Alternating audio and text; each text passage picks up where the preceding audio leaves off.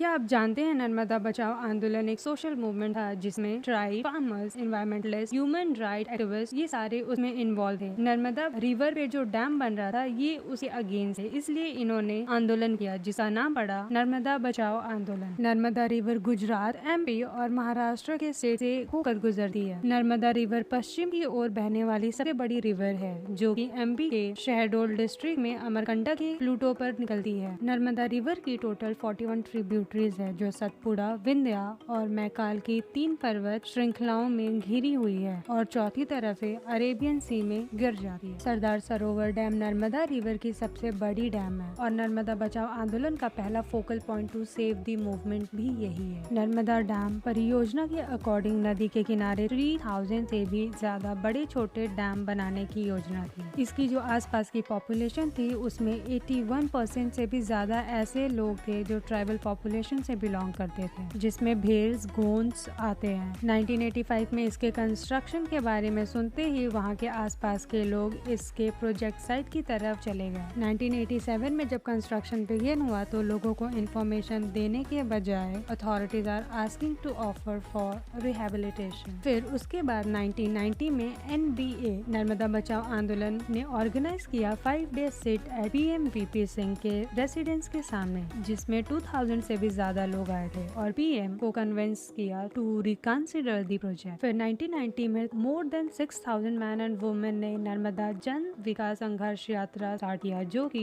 100 kilometre का था। उसके बाद 1991 आया जिसमें बाबा आमते और 7 और ऐसे लोग थे जिन्होंने हंगर स्ट्राइक किया जो कि 22 दिन तक चला था। फिर उसके बाद 1999 आया और कंस्ट्रक्शन फिर से स्टार्ट हुआ और जाके 2006 में कंस्ट्रक्शन कंप्लीट हुआ और 2017 में PM मोदी ने उसका इनॉग्रेशन किया। नर्मदा पे बन रहे डैम को लेके आंदोलन तो बहुत हुआ लेकिन इसमें कोई दो राय नहीं कि इसके फायदे भी काफी हुए हैं। ये डैम बनाया ही इसलिए गया था कि वहाँ के आसपास के लोगों की पानी से रिलेटेड जो भी प्रॉब्लम्स हो उसको सॉल्व किया जा सके। गुजरात में जितने भी ड्रॉट प्रोन एरियाज थे वहाँ इस डैम के बनने से लोगों की वाटर की प्रॉब्लम काफी हद तक सॉल्व हुई है। अब वहाँ के किसानों को उतनी किल्लत नहीं होती होगी पानी की, स्पेशली फार्मर्स को। यहाँ तक कि इलेक्ट्रिसिटी जनरेट करने में एंड पंप स्टोरेज में भी हेल्प करता है। And most important thing also provide flood protection and a special allocation of 0.86 MAF of water has been made to provide drinking water